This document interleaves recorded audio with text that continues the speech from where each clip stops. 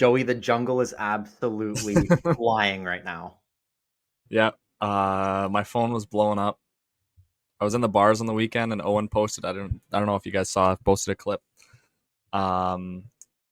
With crystal clear angle.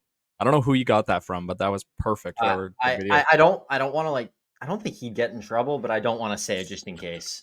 He's a player Okay, on the yeah. team. So, player on the whatever. Crystal clear angle of a absolute rager of a line brawl in the Mission City Outlaws game. What was the score? Like 6-1? Oh yeah, dude. Chilliwack. First of all, Chilliwack's a wagon. Like they're a hell of a team this year. Just to get that out of the way. But no, dude. So I couldn't tell Were you you what there? started it. No, I wasn't there. No, couldn't tell you what started it. It was like the smallest little shove, Yeah. and or it was like I think a guy on mission slashed the Chilliwack player, and then after the whistle, the Chilliwack player shoved the mission guy over, and then everyone just dove in, right? But Yeah. the main fight, we gotta give Oh, I don't even know who was in there. hold up, dude, because I forgot the guy on Chilliwack's name. What? I can't miss Anyways, that. I missed. This is the part of hockey that I miss the most. Is like just the clips like this that can fly out of here, and also the stuff that we missed out on because we didn't get a chance to experience the fact that you could do this now with the visors. Actually pisses me off. Like how many times this could have actually happened in the KI is nuts. I know, dude. Imagine how good that line brawl would have been between Nelson and Beaver Valley if there Yeah, was the one visors. that it got posted everywhere, The and then one that got everyone hosted by just Chicklets. clowned on them for wearing cages, and it's like, Yeah. well, Well, I'm now not this year gonna if that lie. happened, I'm a little cheesed that nobody the only account that reposted it was Trenches, and they didn't give us cred. sick. I said, dude, I thought it was gonna get a few more reposts because it went fucking crazy on our Instagram. Like our social media is absolutely popping since that video. So thank you to everyone who shared it, first of all, because tons of obviously tons of people shared it. So we really appreciate that. Um and yeah, Yeah, we got a so lot of traction. yeah, we're gonna keep rolling it out too. So expect more content, expect awesome clips. But I gotta give a shout out to the main fight. Peyton Leg Coat on Chilliwack, I believe, versus Hudson Peaver on Mission. Um, both pretty big boys. I'm sure I did post pictures of both guys' faces after.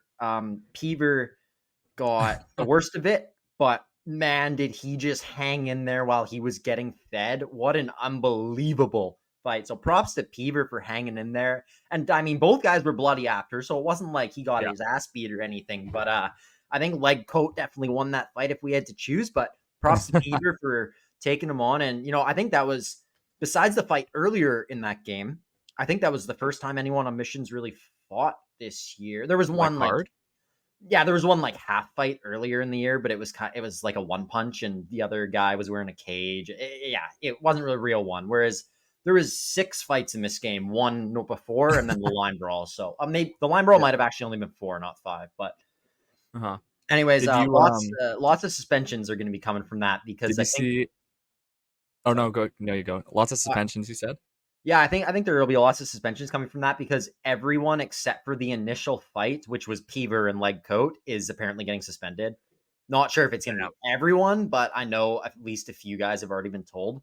But we love it, boys. We love the content. Keep chucking them. We posted another clip. Do you see the Superman punch? Oh, dude, this KI Superman punch. I was so hyped when I forget. Oh shit, I forget who sent it to me. The But Princeton boys were talking about this. oh yeah, Yeah, they were. I forget who it was. Vanden Elson, Paul yeah, Vanden Elson, yeah, that is yeah. on Princeton, and then I'm not sure who was on Trayton Merrow of Quinnell. Yeah. Who actually did the punch? Was it the Princeton guy? Pretty sure. Yeah, he actually. I love how they like bring it to center ice too on that ice, that tiny little ice. Yeah, they come out of the scrum and just go gets all the way to thrown. center. That's pretty fucking cool, actually. But yeah, no, if you want to What see a those tussle. clips, just go on the old IG there. You guys can check it out. We've been posting tons of clips, tons of fights, and then obviously lots of reels and clips from our own podcast too. So definitely be sure to check out our social media. I mean that's Instagram, Facebook, TikTok, Twitter/X, YouTube. We got everything on every platform. So except fights. I can't post fights on TikTok because I got a couple strikes. Did they get taken down? They get taken down on TikTok. Oh, that sucks. YouTube's gave me strikes, and then I appealed and we won. So YouTube, it's good, Okay, but there we go. check it out anywhere. We're on every social media platform, so there's no shortage of unreal content coming out of the PIDGE, the KI, and the VI this year. The KI and the VI.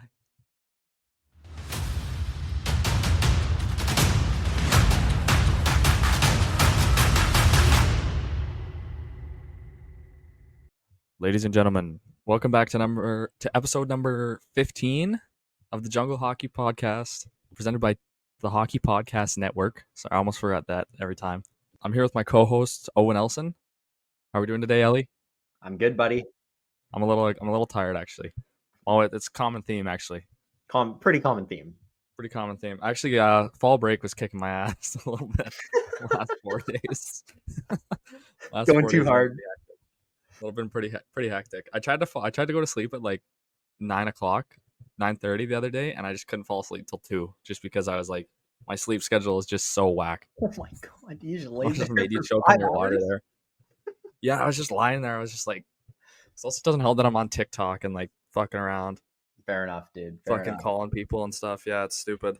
Well, we got quite the episode today, buddy. I am so excited to announce our guest, the general manager of the best team in the PJHL, the Ridge Meadows Flames. Derek Bedard joins us today for a great interview. Walked us through his whole career, very in depth on building, or not necessarily building Ridge, but being a part of the process, recruiting, and really in depth look at what it took for them to go on these runs the past few years, and just how they're gearing up for this year, and feeling moving forward. So thanks a ton, Derek, for coming on again. You guys will all really enjoy that interview. So stay tuned for that. But Joe, let's get into the jungle to start us off. I can give about the fights. I mean, we talked about the fights. Like, everyone knows now, unbelievable brawls. Fighting's picking up everywhere. Have you seen much more in the KI? No line brawls yet, right? Nah, nothing too crazy. I was trying to get the clip of Ferris fighting, because I never thought the guy had it in him to get a fighting penalty.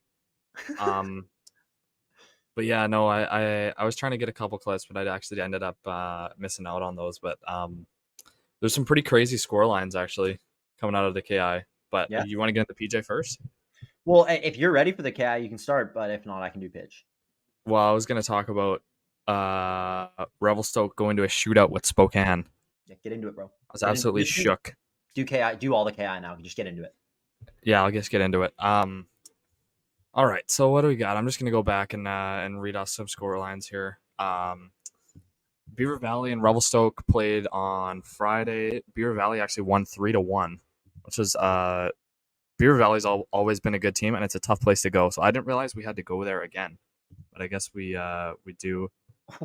Kimberly and Fernie played. Kimberly came out on top 3-2. Hunter Mile looks like an absolute wagon, dude. Really? Like, they beat Williams like 6-1 on Friday, and they beat I think, did they play on Saturday? Yeah, they beat Williams like again 5-4 in a shootout back-to-back nights. So they're looking solid. Merritt, West McLeod with a big statement win over Golden 8-rip. Yeah, I know. Huge win. Yeah, some other score lines. Princeton beats Columbia Valley 4-3. Oso beat Chase 4-3. For a moment in time, the Osoyoos Coyotes were ranked higher than the Revelstoke Grizzlies on strictly points in the division. That moment came to an end quickly, though, Saturday night when Revelstoke won in a shootout against Spokane, even though giving me a fucking heart attack. Merritt beat Chase 2-0. Who else do we got? Princeton absolutely smoked Quesnel 9-3. And then Kelowna beat Golden 5-4. Oso then lost 9-2 to Columbia Valley the next night. Wow. Yeah. And then Beaver Valley beats Nelson 6-2. So some big score lines. And then Sunday there was 2 games on Sunday. Revelstoke beat Nelson 7-2, and Kimberly beat Chems 4-3. So just a couple score lines coming out of there. The 3 stars of the week: Luke Davies, 6 points in 3 games. The forward star, Grady Sterling Ponick, with 5 points in 3 games. Defenseman on Princeton. And then the Merritt Centennials goalie, Andrew Kakora, with 2 shutouts, 46 of 46 from last week. So some pretty good performances there. And yeah, the usual player statistics. Matthew Langdon has shown no signs of slowing down. Wow. 19 points in 11 games. Levi Astil is lost his goal per game status. He now has 10 goals in 11 games for 18 points. Bryson Dubé, 18 points in 13 games. And then Langell and Tristan Wheel round out the top 5, 17 and 16 points respectively. Both Kimberly, obviously. And yeah, that's pretty much the recap in the KI. I'm not really sure anything else. Well, just a couple things I wanted to talk about. I'm pretty sure that Lang Geo scored back-to-back game winners last weekend in Kimbo's games. Could be wrong, but I'm pretty sure I saw them posting that. He 2 clutch game winners back-to-back. So like Really? you said, he's been on a heater, him and Wheel playing together. And then another thing, dude, Merritt seems like they're on a bit of a roll. I mean, they beat Revy last week, and then I forget who you said they beat this week, as well as Chase 2-0, and Chase is in. Yeah, I know Chase. Right? That's a big win. That's a huge win. So Merritt's looking good, dude. Yeah, they beat Golden 8-0. Right, Golden. Yes, that was the other. Sorry, that was the other win. Yeah, so Merritt's strung a few together here against a couple pretty good teams too. So expect them to surge throughout the year. It seems like they've kept kind of adding guys throughout the year too. I think I saw them. It seems like that too. Yeah, they're boosting the roster a little bit. Yeah. So sorry, I think that's pretty much all I had to touch on for the KI there. If you got anything else, or should we move on to the pitch? No, I don't think so. I think let's get into the circus of the PJ here. Yeah. So obviously, I mean, you know what? Let's just start off with I'll recap some scores. So Surrey had a very competitive game against Poco, actually, 6-5 final. But you want to guess what the score was 5 minutes into the third period? 5 minutes into the third period, was it like 6? What was the final score? 6-5? 6-5? 6-5 for Poco was the final. Was it like 5-0 or something ridiculous? Not quite. It was. It was. Sorry, it was 5-3, and then Poco got 3 in a row, 2 within 10 seconds of each other in the last. They scored at 17:45 and 17:54 to tie and go ahead in that game. Poco won. Yeah. So oh man, Surrey put up a good effort. Looked like they had it, and somehow didn't get it done. It's kind of been a theme for them this year so far, unfortunately, for our boy Chenye. Beyond that, we talked about the Chilliwack Mission game. Chilliwack whacks them 6-1. Richmond and Coastal, a couple of close games, both ending 3-2 for Richmond, one of them in overtime. Ridge Meadows smacked Langley. Abbotsford beat Mission 4-2. North Van waxed Aldergrove. That's, everyone does now. Everyone waxes Aldergrove. Definitely the most notable scoreline of the week. There is no undefeated teams left in the PJHL. The Ridge Meadows Flames lost to the White Rock Whalers 7-5. On that tiny little ice surface, or what? On that tiny little ice surface that White Rock loves to dominate so much. It's fucking 3-on-3 rink, man. Yeah. It's actually comical walking into that place. Oh, it's crazy, dude. And after that, Chilliwack continues on their heater. Only lost 1 game still, and it was to Ridge. They beat Abbey 6-2, and Abbey's been playing good hockey lately. So Chilliwack is not a team anyone should be taking lightly. Port Moody finally gets another win. They beat North Van 7-6. North Van is looking rough too, dude. Not good. 7-6. White Rock continues on with another win against Grandview 6-2 after beating Ridge. So, dude, White Rock, I've been pumping this team's tires all year. I don't know why. I just had a feeling. I like their roster, and they have been playing some unreal hockey so far. That's just a few of the score lines. As for the actual standings, obviously Ridge Meadows, Pidge, like we just said, There's actually now, because Ridge lost, there's been a standings change in the Herald Britain, which I did not think we were going to see this year. Chilliwack What? is in first place, 13-1. Ridge is in second at 12-1. So Ridge just has a game to play. Essentially, they have the same record, but Chilliwack technically is the better points percentage right now, Joe, even though their Wow. only loss is to Ridge. But after that, huge drop to Langley, who has played 18 games somehow. They're 9-9. Abbotsford in fourth, they're 8-6. I think Abby is pretty much a lock for that 3 spot, and Langley's pretty much a lock for the 4 spot. And then Mission and Surrey are going to be battling it out for the play-in. Mission and Surrey actually play on Saturday this week, so that'll be a really big game. You look at how it's gone so far. Mission honestly does look like the better team, but Surrey played great against Poco the other night, and there's no easy wins for teams like Mission and Surrey this year, so that should be a good battle. As for the Tom Shaw, this one super, super tight in the top 4. Richmond is 12-3 with 24 points. White Rock 11-3 with 22. Delta 11-5 with 22, and Poco 10-3 with 20. So it's all kind of random. Delta out of those 4 has the lowest win percentage. Richmond has the highest, but Poco, they've only played 13 games. If they win both, they're tied with Richmond.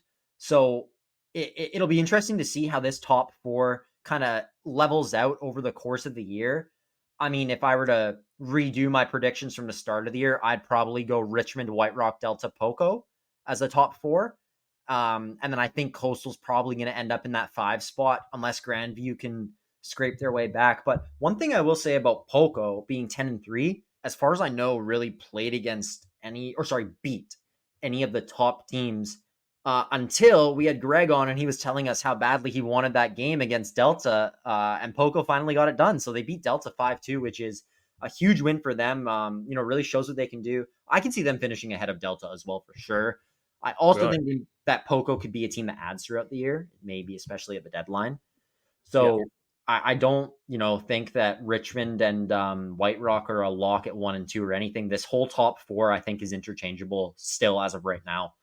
But yeah, Poco's lost to Delta twice, and they lost to Richmond. So, they beat Delta once now too, but every time they've played a top dog, they haven't been able to get it done yet until they wait Delta. So they've proven they can do it now, which I think has been people kind of watching might have gone, oh, well, they haven't really played anybody. They have now, and they've proven it. So obviously that's their most recent game against a good team. Their 3 losses were earlier on in the year. So it'll be interesting to see if Poco stays on this trajectory, how they do when they keep playing against some of these competitive teams, because I do think that they've proven now that they could get it done, where at first I was not really sure if they'd be able to compete.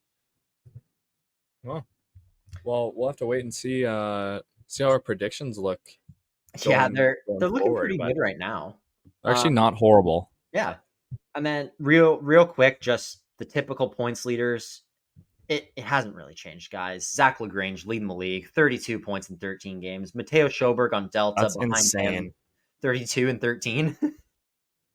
I think Luke had 32 points all year. No, he had more. Fuenda had 43 points. Yeah. But in 38 games or something in the KI, it was like, so LaGrange just doesn't work. Yeah, so LaGrange leads the league with 32 points in 13 games, but he's not even the highest point per game on his team. Theo Cochin, 26 points in only 9 games played for a 2.89 points per game. That is absurd numbers from Cochin. Outside of them, their line mate Nolan Boucher, 27 points in 13 games. Nicholas Norin and Teo Lin on Richmond with 26 and 22 points. Ryden Matheson, Schoberg's line mate, 22 points in 15 games. Couple Abbotsford players, Jarvis and Johnston, both have 21 points in 15 games. Colin Jang and Connor Hughes leading the way for Port Moody. 21 points for Jang, 20 for Hughes. And then Marcus Jack, third in the league in points now. 27 points in 13 games. Obviously, Greg talked a lot about what Marcus means to that team. And his off-ice impact seems pretty massive, but I don't see how it could be as big as his on-ice impact is right now with the numbers he's putting up, along with Bailey Awanis, who I thought were line mates, but when I was looking the other day, it had them on different lines. So those guys both getting that done separately is kind of insane if they're not playing together. I'm sure they are on the power play and whatnot, but Yeah. one thing I will say is kind of weird. Chilliwack's leading scorer is only 19th in the league. That's Jesse Bordeaux, who's an absolute beast. 19 points in 14 games. He's from Prince George, actually. Um, but Chilliwack's depth is just insane. Like they have 4 lines that Yeah. just don't stop coming at you. They're a wagon, dude. So those are the point leaders, but I definitely look a lot more at the teams themselves. Like some teams, they got 2 guys in this top 20, and then the rest of their team is, not that great. So Bad. Yeah. that's just a bit of a simple Pidge recap, and then I'll just quickly give a VI one. Also, not a ton has changed in the VI, especially as far as standings. We still got Campbell River and Alberni at 1 and 2, Nanaimo in 3rd, but 4 games to play on Alberni, and only back 3 points. So Nanaimo looked like they could climb into that 2 spot. Comox just below 500, they're in 4th. Cowichan and Oceanside both struggling well below 500. And then in the South Division, Peninsula dominating still 11-1 and 2. West Shore not far behind them, 10-2 and 1. Then Kerry Park still on the rise. They're 7-4 and 1. Victoria is 500. And Saanich is also struggling. So, like we've said for the VI, it looks like we know the playoffs already. Yeah. Really far in advance. As for the stat leaders, Joe, that Carson Brown kid on Kerry Park, the one who had 5 the other night, Yeah. I think he had a bit of a slow start, like only like 4 or 5 points in his first 4 or 5 games. Has just been lighting the league on fire. He's up to 26 points in 12 games. I don't know what he was at last Holy week, but it was smokes. not that. I think last week it was like 22 and 11 or something. So Okay. he's leapfrogged a bit. Behind him, Sean Richards, Liam Smith, and Grayson Salmon, the Port Alberni rookie trio I've talked about all year, all still putting up numbers, all in the top 6 in points. And then Jake Westhaver, who was first in the league last week, still rolling at goal per game, 14 goals, 7 assists, 21 points in 14 games. And then Zion Lavoie on West Shore with 21 points in 14 games. A D-man has moved onto this list. Tristan Williams on Campbell River is 16 points in 16 games. That's the first D-man I've seen on the front page in the VI stats in a while. After that, we got Joe Maranzino, we talked about last week on Peninsula. He's got 13 points in 14 games. And besides that, there's not a lot of defensemen. Those are the only 2 D-men in the top 40. So I think the VI is a little more defensive this year than usual. Like the stats, I mean, besides like Brown and a couple other guys in the top 5 or 10, aren't really jumping off the page like crazy like they have in the past. I think, the league's just probably gotten a little more defensive, a little more tight. And it is kind of weird to see that the D aren't putting up points like that. Whereas you look at the Pidge and there's 4 or 5 D-men in the top 20 there. No, that's cool. Yeah. No, I was just saying, be interesting to see how our predictions look in the VI too, because we kind of didn't really do as much research. Like we don't really know as much about the league, so it's just cool to see how it goes. Yeah, and just one more thing, VI people, we're doing our best still. I know we say this every episode. We are talking to more guys. We have guys who have agreed to come on who do or have played in the VI. So there's more stuff coming for the VI fans. Yeah. I think most of our following too, and like the people listening I think it's probably like 50% Pidge, 40% KI, and then just a sprinkle of everything else. Sprinkle the VI. Sprinkle of the VI Okay. when it comes to our followers. Yeah. So, we want to reach those VI listeners, so they can, hear us talk about their teams, and hopefully we can get more guests and more insight into the league as we continue to grow the pod. So, I forgot to go over the standings in the KI. I just realized. Oh yeah, please do, buddy. Okay, so the Eddie Mountain division, that's Kimberly's division. So Kimbo, obviously 18 points and 18 points. They're 9 and 2. Columbia Valley had a big win on the weekend. They're 6 and 4 for 12 points. And then we have this weird thing going on where Fernie has still only played 7 games. What? Like, I don't know what's going on. I don't know why Fernie has only played 7 games. They have 8 points. They're 4th in the division, 1 point behind Creston. Creston has almost played twice as many games as them. They're at 12. Fernie's played 7. And then Golden is dead last with 7 points in 9 games. They're 2 and 4. Another thing is, Taylor Haggerty on Fernie is operating at, he has the highest points per game in the league Ooh, right now, but he only has 7 games. gotcha. Of course. Okay. So Haggerty has been like, last year he was third in the league in points as an 04 on Fernie. So this year he was my front runner to lead the league in points. I actually thought he was going to win the MVP this year, but it looks like Langdon's playing really well on Princeton, and Wheel is also in that division as well. So it'll be interesting to see. And then the Neil Murdoch with Nelson, Grand Forks, and Beaver Valley is just a log jam. Like Beaver Valley, Beaver Valley and Grand Forks are both sitting at 15 points. Nelson has 16 points. Nelson's played 2 more games than Beaver Valley and 1 more game than Grand Forks. I did not predict Nelson to be this good. I'm not gonna lie. Yeah, they're rolling. Yeah, they're 8-4. And they just got waxed by Revy, like waxed. But Grand Forks is 7-3, and Beaver Valley is 7-2-1. So Grand Forks is 7-3-1, sorry, and Beaver Valley 7-2-1, both for 15 points. And then Castlegar and Spokane. I forgot to shout out Spokane for their first win of the year in a shootout against Castlegar on Friday night, which is huge. Congrats, Spoke. Yeah, go Spoke. And then we move over to the Bill Olhausen division. This is Rellstoke's division. So Princeton is starting to run away with it a little bit.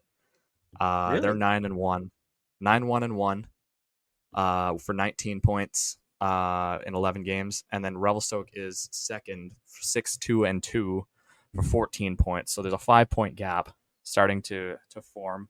Revy has a game in hand, and Sycamoose is right behind them as well, 5-2-3, 3 overtime losses for 13 points. So they're 6 points back as well.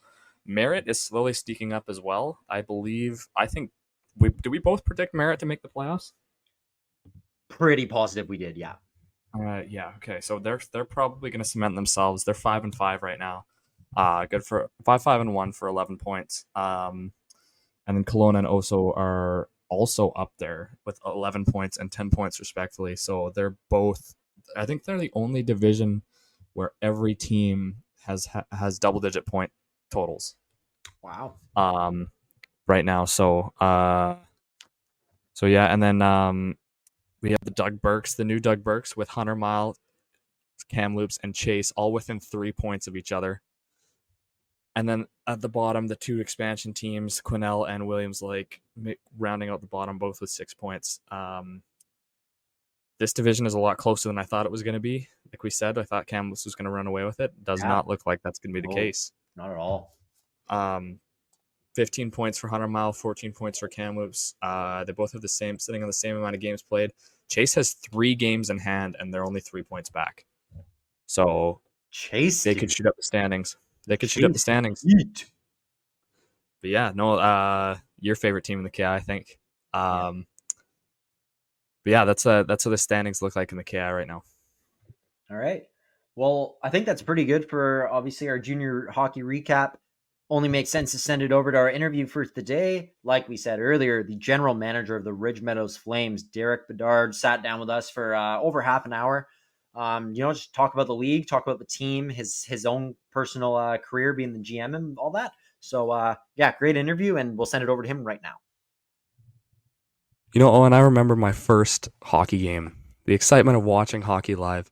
The chill of the ice and the slam of a full NHL hockey player slamming against the boards. It was just nothing like it. I remember me and you going to the outdoor game at the Heritage Classic in Vancouver there. I also remember, Brock Besser almost tearing the roof off the building when if he would have scored a third goal to get a hat trick. We watched the Canucks win a couple times, which was pretty sweet. So I want to introduce you to a ticketing service called Game Time. Game Time has a new feature called Game Time Picks that makes it getting tickets to see your favorite teams play live even easier. Game Time Picks filters out the fluff to show you only incredible deals on great seats, so you don't have to waste time searching through thousands of tickets. My personal experience, I was just looking at the Kansas City Chiefs playing the Broncos this Sunday. They had a whole bunch going on, but I love how they sort all your tickets into the deals called Super, and then they even have the cheapest tickets or whatever you need. This app really surprised me by showing me, they had this one seats for like $120 off. It was pretty insane and it was weren't upper bowl either. There was like in the middle by the sideline. It was pretty sweet. Customize your spot.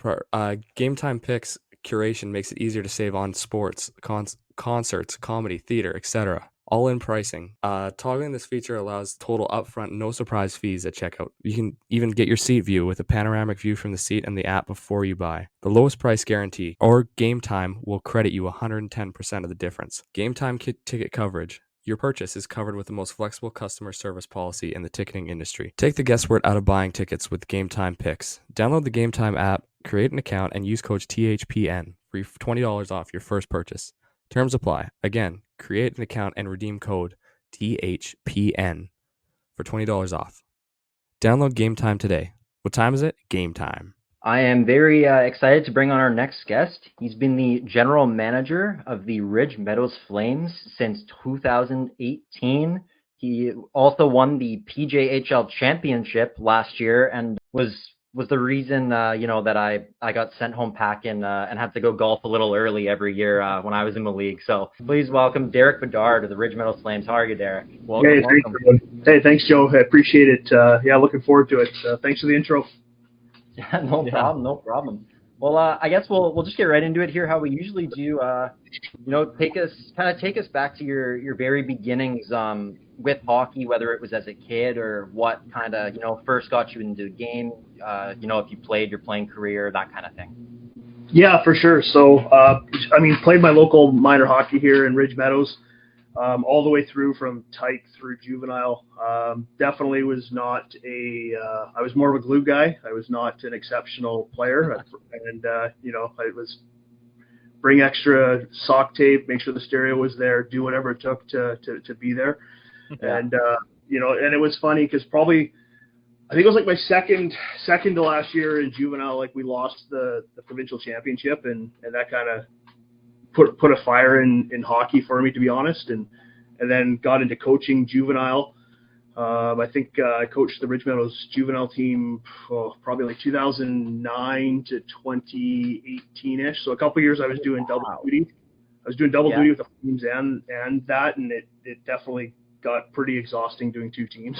So I wouldn't recommend it to people. We had a pretty good run with the juvenile team here. Went to I think 5 BC championships and unfortunately lost 2 of them and 3 bronzes. And then the Flames kind of reached out to me to get involved with the coaching side. I never even applied for it, never really considered it, and took the plunge. And then just obviously the competitiveness of it and the nature of junior hockey just really appealed. And then kind of started coaching and then 2018 off season, Jamie Fassett, the previous general manager, moved on to Valley West and created an opening, and we weren't sure what direction was going in. I said, well, what the hell, I'll take a different challenge here, and that kind of, it's been the first couple of years were a lot of learning lessons. There's no doubt about it, but it's been a lot of fun, kind of working at a macro level, trying to build a team every year, and it's been really enjoyable. That's awesome. It's been pretty successful too, eh? Yeah, it's funny. My first year with the team, we missed the playoffs. It was pretty easy coming to Cam Neely Arena on Friday nights, and that was a tough year. And then it was, incrementally the staff at the time, Bane Ryshak, myself was there, Zach Station and Jamie. We just kind of kept building it, and it kind of went from, make the playoffs, and then it was like, let's try to get 20 wins, and then it was win a round, and then it was, let's win 2 rounds, and then you get to the finals. And then like when you kind of get to the finals, it's kind of like, I saw a quote the other day from Gino about what he told Dan Hurley 2 years ago, the UConn coach. He's like, getting to the finals, it's win or lose, it's the worst thing. Because if you win, you're going to be obsessed with getting another one. And if you lose, you're going to be obsessed with getting back. So either way, and when I heard that, I was like, yep, that is spot on. Oh yeah, that is actually so true. That's actually so true. I feel that as well. Oh yeah, I mean, gosh, your run up there was pretty. Not many guys are gonna do. Right. I didn't want to talk about myself too much, but yeah, comparing. Oh, it's all. I guess it's all good. We had an interesting spring encounter, so it's all good there, Joe. No, yeah, it was pretty. No, it was awesome, man. It was some of the best hockey, those 2 games against you guys. I wasn't going to talk about it this early, but those 2 games against you guys it was such good hockey. It felt like another level. Yeah, Like, no, it was so good. Totally agree. And like you said, we'll get into that, I'm sure, down the road here in this. Yeah. In this interview, we were gonna work our way to it a little bit. Yeah. You go ahead. 100%. Yeah, that's funny actually. I actually had Jamie Facette as the general manager in Valley West that year he left. That's I totally forgot he was in Ridge before that. So that's pretty funny. Me and him talk quite regularly. He's a good guy, and he's done good stuff with Valley West program for sure. Awesome. That's good to hear. Well, so you said you kind of got started involved in coaching, and then how did it really come to fruition, you stepping into the general manager role? And was that something that you ever kind of envisioned for yourself in the future, or something you really ever thought you'd be involved with? Truthfully, probably not, to be honest. I've definitely missed coaching. I really loved like being in the trenches and practices, and just, it is torture sometimes, I'm not going to lie, when all I'm sitting at my perch watching us play and there's nothing, it's just, I've done all my work, and my happiest is when trade deadline comes, because I know I've flushed out everything with my club, and now let's see what we can do here on the final dozen games and into playoffs, right? So yeah, when the transition kind of happened, we weren't quite sure who was going to take over, what was going to happen. Like, we felt like like I said, like in the ramp up to that, like I said earlier, like in 2016, like we lost to Mission, and Mission went on to win. 2017, we lost to Aldergrove. Aldergrove went on to win. 2018, we lost the finals to Delta. So it just felt like we were kicking on that door, and like we kept building and building, and we wanted to keep it up. And then I was like, well, you know what? Like, I said, well, I'll put myself forward to just, I was ready for a different, it kind of appealed to me. And honestly, it was the best decision I've ever made, in my opinion. I absolutely love being the general manager and all the work that's involved with it. And obviously, like, then when you finally kick the door down, it's about as gratifying as it gets. Yeah, I was just going to say the difference, your opinion on the difference between but it sounds like you enjoy both sides of it. Without question. Yeah. It's, I'm a hockey lifer, a rink rat. It's in the family. It's all I know. I wouldn't even want to shudder to think of what if I didn't ever be around hockey, to be honest with you. It's a treat either way. And honestly, get out on the ice and bag the boys every once in a while, or?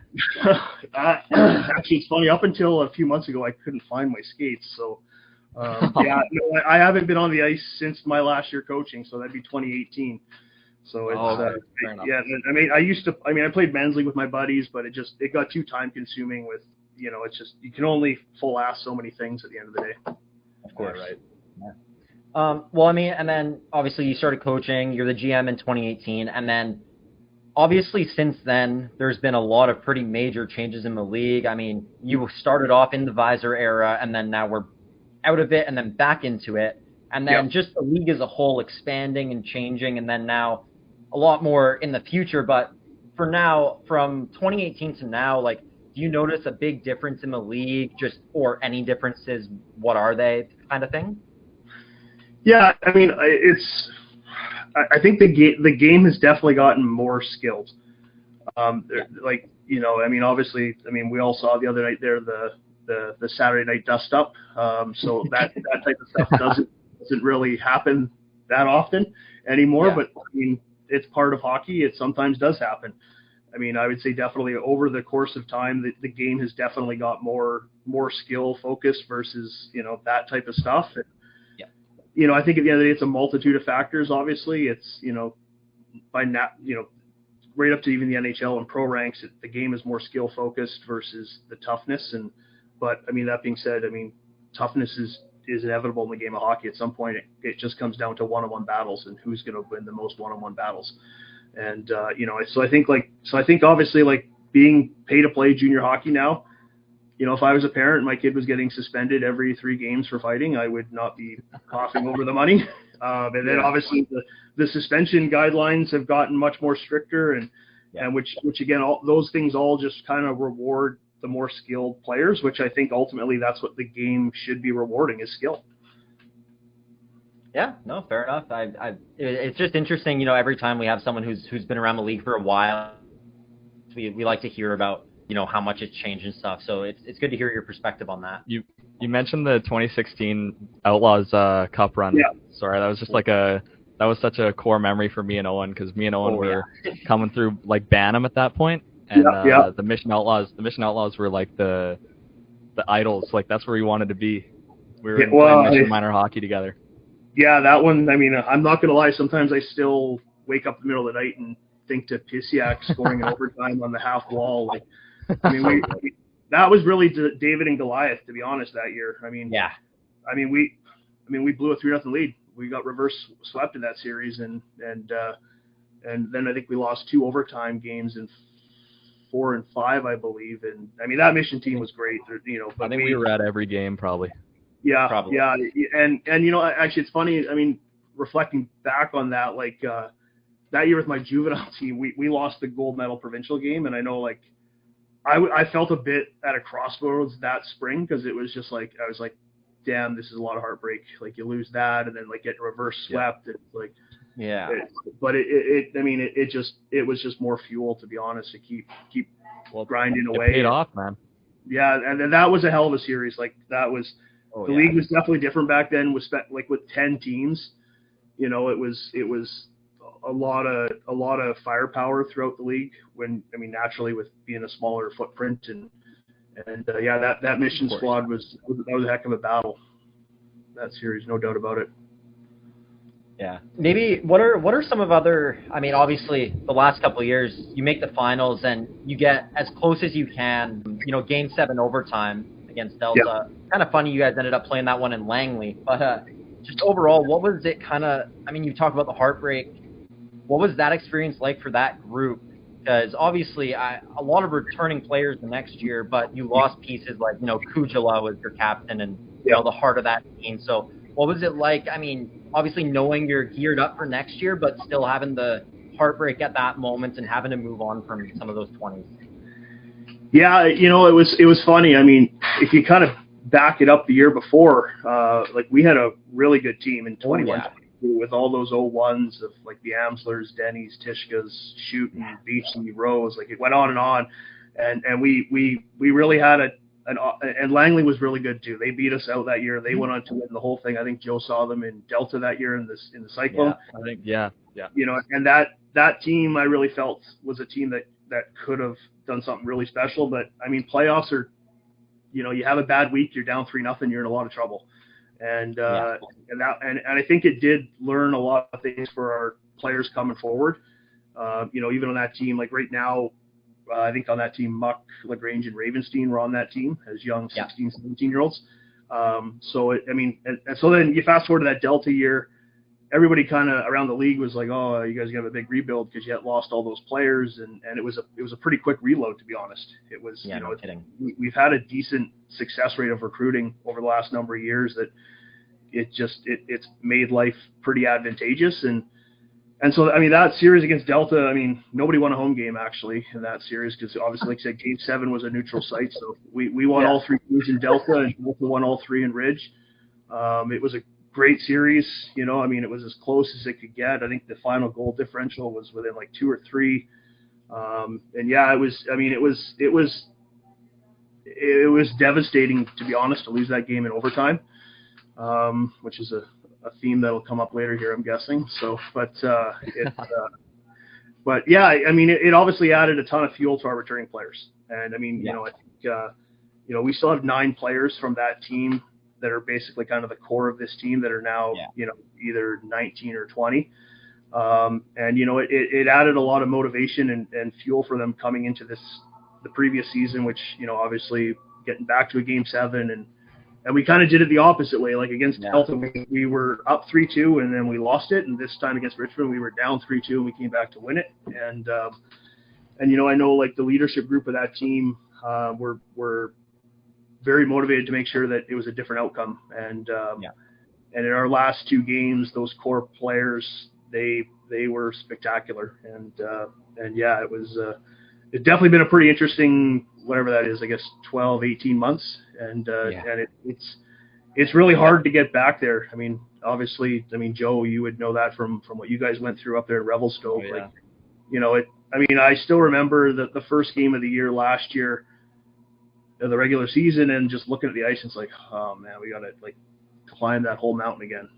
And then you're looking around and it's like, it's not really, this is just the second Wednesday in September. It's not April hockey. It's just a different, it's all part of the process and the grind, but you got to go through it. And every year you got to build it all brick by brick. And, I think the biggest thing for a good program is, you want to preserve the legacy that the previous teams have done, and then you want to believe that you're going to write a better chapter the next year in front of you. And if you don't believe, you're not going to protect it or enhance it. Yeah, I love that. I think that's like a great way to look at it. One thing you mentioned about the recruiting aspect, like you said, you guys had a ton of 20-year-olds that year, unbelievable team. I mean, obviously, like you just said, you've rebuilt insanely quick, and it seems like you guys have really figured out how to find those pieces and how to recruit when, every offseason it seems like you guys are almost a step ahead of everyone else. So what kind of goes into that maybe other teams aren't doing, or whatever it is that has, allowed you guys to maintain the success? Yeah, I mean, tough to speculate on other teams. I mean, it's so much responsibility and work to focus on my own little world here that I mean, at the end of the day, it's a ton of work. It's a ton of work. In the spring, it's every weekend there's some sort of a showcase or an exposure camp. And, do I really want to drive out to Summit Center on a Sunday morning? No. But recruiting, it just doesn't happen. You got to work away at it. You have to understand that the athletes are pursuing what their goals and aspirations are. You have to support them in the endeavors, and know that there's a really strong local team that is here for you and to help you. And and we've kind of stumbled into a model, where like young players want to come here and older players want to come here to win, but also for the younger players to know that they're going to be in an environment where they're going to be surrounded by a highly competitive atmosphere that's going to push them. And as you keep climbing the ladder, it just gets harder and harder and harder. And it's not an easy game. It's never been intended that way. I mean, you're playing on steel blades on ice with a bouncing piece of rubber. It's not an easy game. And everybody has weapons. There's boards. Like there's no hiding out there. So, we've done a really good job of creating a culture where guys want to come into it. And, I think over the last number of years, we're the number one team for moving players on to higher level programs. Yeah. And we also have a ton of guys that had opportunities but chose to stay for one reason or another. And there's nothing wrong with that. And really it just kind of fuels itself. If you win and you move guys on, you're just gonna have a lot of sustained success at the end of the day. Yeah, I was gonna say, I'm sure. Before you mentioned it, I was gonna say another thing that I'm sure really attracts people is how many players you have moved on. I mean, off the top of my head, Osborne moving on to the Western League is obviously a huge accomplishment. Not just for him, but for you guys as a team being able to move him on. So I think that probably plays a lot into it as well. Yeah, no, for sure. It's, then before that we had Adam Leach that got moved on mid-season to the Prince George Spruce Kings, and we got Lyndon Perry playing in Manitoba with Swan Valley, and then we got guys playing collegiately, and the number could be higher, to be honest, but it's it's one of those things where it's sometimes guys just get happy in a good situation, and I'm okay with the culture we've created here that it serves both masters to a degree. Yeah, for sure. I kind of just had a question. You're talking about guys having the opportunity to move on, and you moving guys on. Do you feel like the league is starting to? I don't know. I don't want to get into speculative, but we're talking about the Junior A Tier 1, Tier 2 system. Yeah. Do you feel like Ridge? And then obviously a bunch of others. I expect Ridge to, make the jump up. Do you feel like that's going to be a spot? Now it's going to be the spot for the guys that want to land there. That'll be this kind of the step up. How do you feel like the aspect of the league's going to shift? Yeah, I think. I think the reality is it's going to take time. It's not just going to be flicking a light switch. So there's still going to be guys that are, going to want to go to AJ teams, or guys still don't want to go to PCHL teams or Western League teams, or like that's going to be, it's going to take time, I think, to kind of obviously build it up that's not really the option of leaving and playing out of town. So I mean, I think over time it can be accomplished, and it's going to be a lot of work collectively from all the teams that are part of what the next step looks like. But I think I think at the end of the day, if programs can be delivered locally, that athletes don't necessarily have to leave home, that's a great thing. But at the same token, I also know athletes are going to want to leave home. It's really to each their own, and the eye of the beholder, and how they want their experience to go. And the reality is, with hockey, nothing's a straight line. Everyone's path and journey is unique to themselves. And I mean, it kind of going back to the previous question. I mean, a strikeout list when you're trying to recruit, from my perspective, is just as long as the success rate, probably longer. Like, there's more guys you don't get that you try to get, and it's just part of the process of continuously trying to build something that people want to be a part of. Yeah. Well, I just kind of wanted to get now into a little bit more current. I mean, we can go now. We can go to this now. So last year, you guys finally win the PJHL championship. A lot of adversity. I was actually at the game in Maple Ridge when Richmond waxed you guys, and I thought it was over, and I couldn't believe that you guys were able to overcome that. And then, so what was it just like finally getting that championship under the belt after so much adversity? Yeah, I mean, that night, I mean, obviously we were having to deny people asking for refunds for their tickets, but it was, yeah, I mean, it was, that one was just one of those games where kind of nothing goes right, and I mean, at the end of the day, in the playoffs, you got to have a short-term memory, and if it's a 1-0 loss or a 10-0 loss, it's a loss. You got another, that's the objective, is you got 7 games, you got to beat somebody 4 times. So, I mean, so to obviously, go down 3-2, it was, and again, we felt we played a really good game, the road game, game 5, and, just unfortunately the result didn't happen.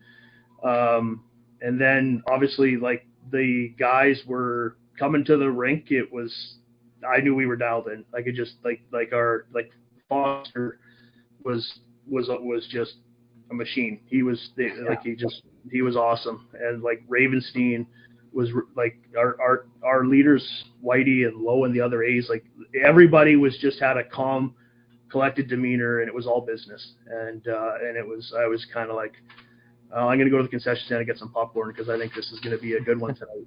I mean, I think we scored first shift, and I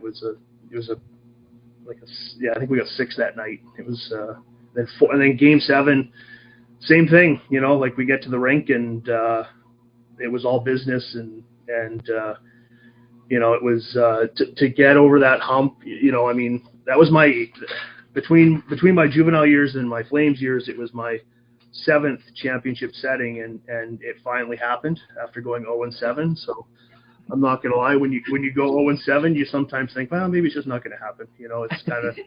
As the GM, are you just sitting there biting your nails up in the box? Oh yeah, I'm thinking like, oh, can this be like the 2010 Olympics? Own the podium. I'll trade in 7 silvers, and does that equal 1 gold or something? But yeah. So then, I mean, it was one of those ones where it was a funny story.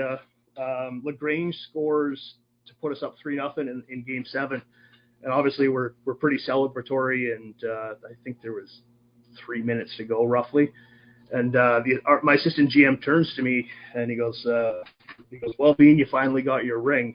Bean's my nickname, and I go, oh, that's funny. Then I looked down at my phone that was on the ledge, and I get a text from another GM in the league congratulating me, and then obviously Richmond takes the timeout, and then Bainesy scores to make it 3-1, and now I'm like, oh, has the world just jinxed what's going to happen potentially, right? But and obviously there was irony there with Bainesy. I recruited him back in the day with COVID, and yeah. So anyway, I mean, we get the empty net goal to go up 4-1, and I got down to bench level for the final buzzer, and that was unbelievable.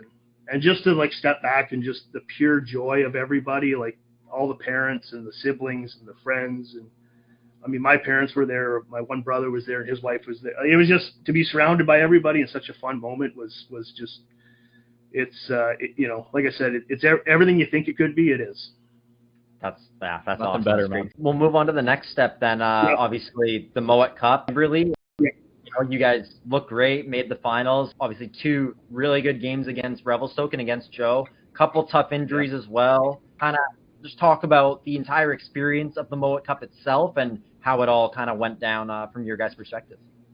Yeah, I mean, it was a great experience, to be honest. Obviously, you'd love to end the season with a win versus a loss, but I mean, it's the whole thing of, obviously down here on the coast, we don't get the road trip feeling. I mean, now we have Coastal that it is an element to it, but it was pretty fun to be at the crack of dawn at the rink, load the bus up, and a couple of the minor hockey teams were here to send us off, and off you go on a 2-hour bus ride, and you stop in Princeton for lunch, we stop in Creston for dinner, and then you roll in, and I mean, it flew by. I mean, we went up early, and then I think, oh gosh, yeah, like I think we left the Tuesday morning, got up Tuesday night. Wednesday we had a practice session, and then once it starts, I mean, it's no different than, I mean, I know you guys it has the same feel of like a minor hockey provincials, because you play everybody. Minor hockey tournament. So it's no different than literally the minor BC championships, and once it starts, it's nonstop, and you're when you're away from the rink, you're gassed, you're resting, it's recovery. I think we were at the same lodge that you guys were, Joe, if I'm not mistaken. Yeah, we were. We stayed at the same rink. I saw, who was it, Capty? Me and Capty are pretty close buddies, so we actually did some work together this summer. So me, it's like, where are you staying? Yeah, we had Jack AP for a couple of years, so him and James Eagle were 2 affiliates that joined us for the trek up there. And then obviously the tournament starts. I mean, we had a great, I think we beat Kimbo 7-0. You guys ripped them on the first night. I was like, holy shit, this team's legit. I mean, it was probably some fortune, obviously, because they had an early playoff exit, so that was their first game. They lost in the first round, yeah. Yeah, so I mean, they looked vastly different even by Saturday when they played you guys. That was they fucking worked us, man. They actually worked us. Yeah, and that was a weird game where there was some silly goal differential that had to come into play. If they won by 4, they would have made the finals. Yeah, which I mean, that was kind of bananas. But obviously in that Kimbo game, I mean, LaGrange, gets breaks his collarbone, which is not optimal. And then the next game that was the night game. Then we had the quick turnaround against Revy there, and that was a great game. I think it's 2-1. I think it was 2-1 for us. Yeah. Yeah, 2-1 for you guys, and I mean, that one, unfortunately, Koshin has an injury, and both those guys are done for the tournament. And I think at the time they were 2 and 3 in scoring. I think with Foster, those were the top 3. Well, they were 2/3 of our top line. Yeah. But I mean, you're going to get adversity in these type of tournaments, and I mean, no team is purely healthy by that gold medal game. I mean, I'm sure Revy had some guys banged up, and unfortunately for those guys, they weren't able to go. And but I mean, at not one point did anybody use it as an excuse or a crutch. It was kind of a next man up mentality, and I mean, honestly, I mean, we threw everything we had that we could, and I mean, came within a whisker of it, and Joe was spectacular in that game. Oh, thanks, man. I mean, it was one of those weird games. I mean, it was 3-2 overtime game, and I think 3 power play goals and a shorthanded goal in that game, I think. So it was kind of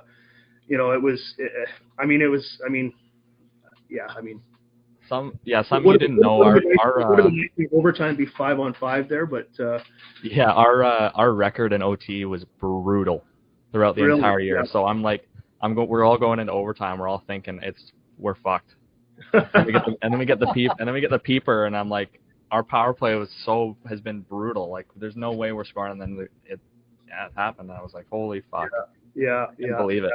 Yeah. No, it was, so it was, and obviously it was interesting because, when the goal went in, it was, it was a delayed reaction on my end, to be honest. Like it just feels different in that tournament when you kind of have to, like, win your way in as a champion to get there. And then but then obviously it got extremely emotional, and it's not something you want to go through. But I mean, at the end of the day, if you're going to get in the arena, that's what you sign up for. It can happen one way or the other, right? So that's right. At the end of the day, I don't know, there would have been 50 other teams in the province that would have traded the opportunity that we had that night, and it was. You look back at it all, and there's really no regrets. It was a hell of a season. It was a hell of a run. The guys, like I said, with those couple injuries, they literally left it all on the ice, and I mean, it was every game against Revy was great, and that's really all you can ask for. That you want good hockey, and it definitely was great hockey, like you said earlier, Joe. Oh yeah. I was saying it was a different level. It was obviously the two best teams that deserve to be there. So I think at least I think so too. Yeah, no, 100%. Yeah. Well, and then it made for a really long bus ride home the next day. I saw Capty sent me this video.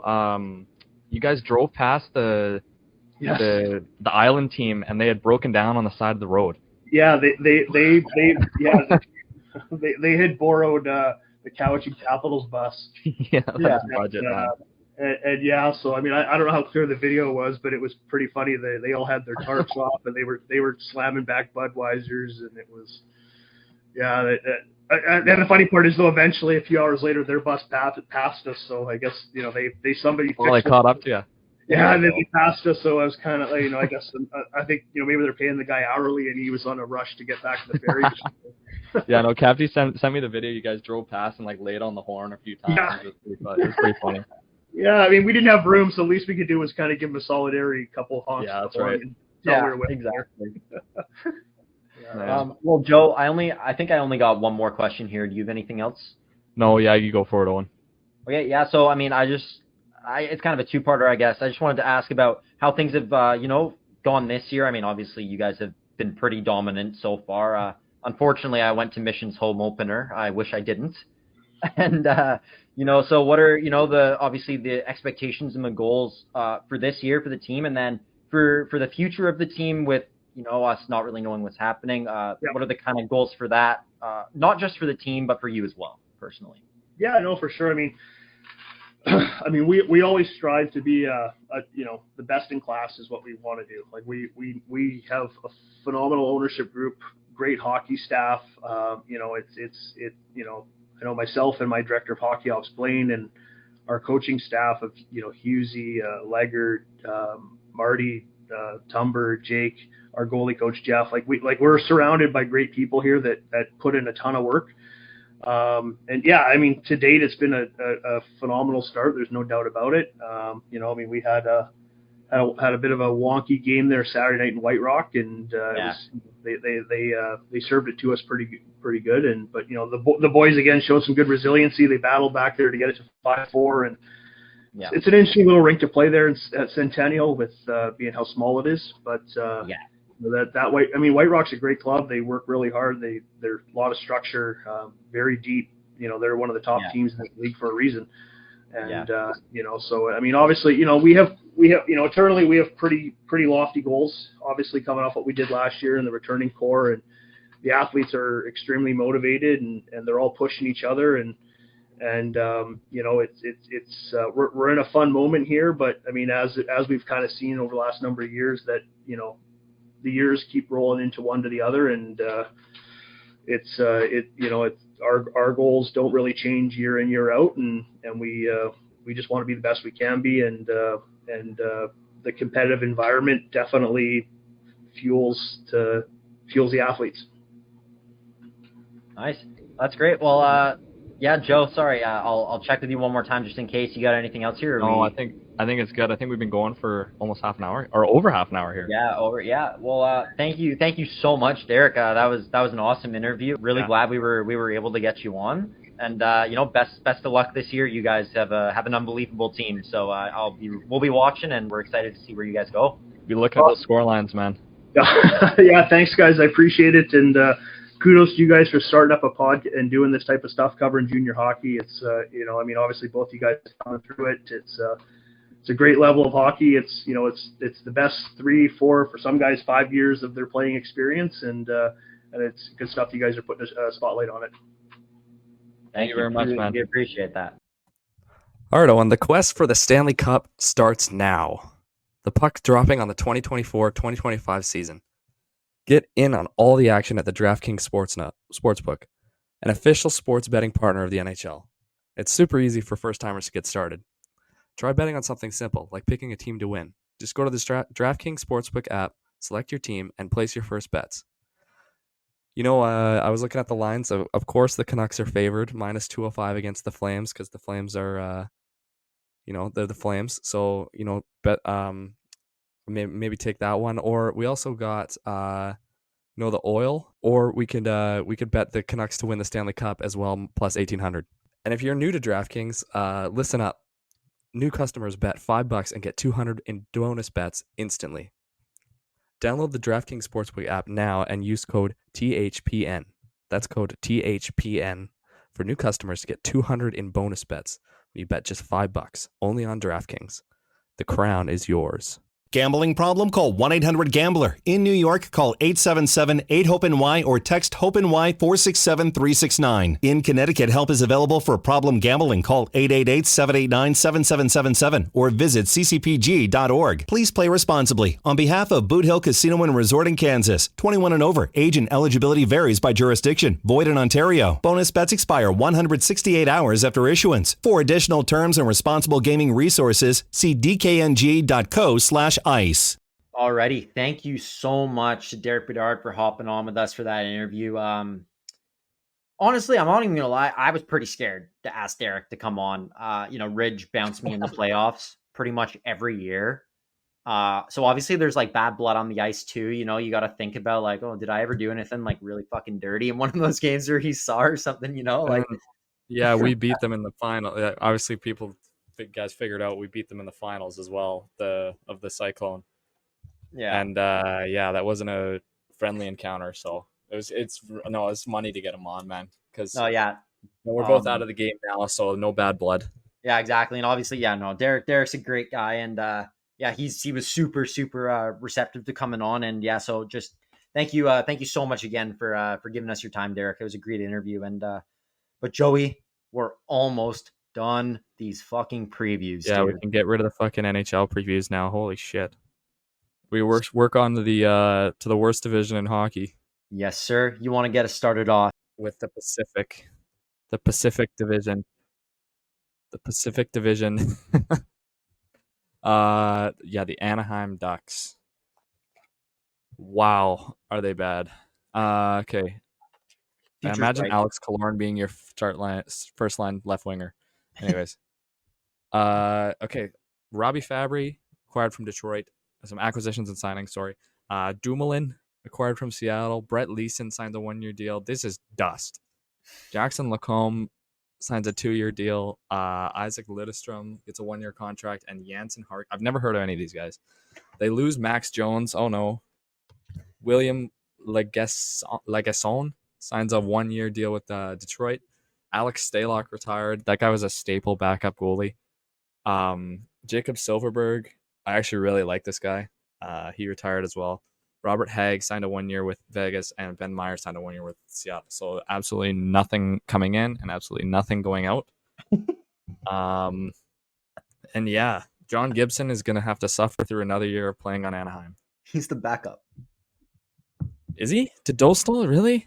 Dostal, have you seen Dostal's numbers this year, dude? I think Gibson is so good. I still think Gibson is so good. Dostal has started the last 3 games. They've lost all 3, and he's only allowed like 5 goals. I think his save percentage is a .930, and he's like 2 and 3. Sorry, yeah, 2 and 3, and his save percentage is .930. Joe, yeah. He's been insane. Yeah. This kid is the future in Anaheim. So, like you said, this team is not good at all. They are very, very weak. A weird mix, honestly. Second line should be their first line. Yeah, it actually should.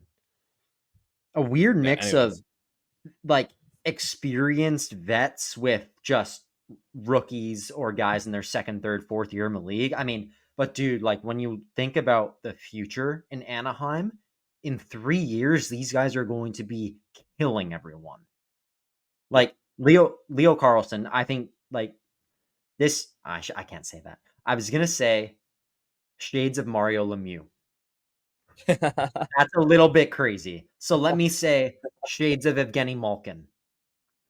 Yeah, okay. He looks so much like Malkin did at that age, dude. He is probably faster. He's flying around. He's bullying everybody. His hands are disgusting. Leo Carlson is like future top 10 player in the league in my eyes.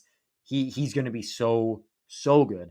And then you got Terry and Zegras, who, I mean, Zegras needs to bounce back. I think Terry needs to pick it up a bit too, but like good, solid, young-ish. Well, I guess Terry's probably not that young anymore, but young-ish pieces. The Cutter Gauthier, everyone knows what went down there last year, but 5th overall pick. The guy's going to be a stud. He's getting it done already. He looks good. McTavish is your third line center, is a pretty good problem to have. Also going to be a stud. Already is a stud. And then on the back end, Olen Zellweger, Pavel Mintyukov, and Jackson Lacombe are all, I think, under 21. Lacombe might be 21 or 22. And like Zellweger, obviously, Joe, like we watched him play in the Mem Cup and Kamloops. I got to play against him once back in the day. Unbelievable. Like I think he could be like a Quinn Hughes type of guy. I don't think he's going to reach Quinn's ceiling, but I could see him like he's a similar play style, and I can see him putting up like crazy numbers like that. Yep. And then obviously Mintyukov was great rookie year last year. I think he was an 11th overall pick. And he's had a good start to the year this year. Jackson Lacombe's a good young D-man. Another good young D-man they have coming up is Tristan Leno. I believe the 1 year they had Zellweger win WHL Defenseman of the Year, Mintyukov won OHL, and Lacombe won QMJHL.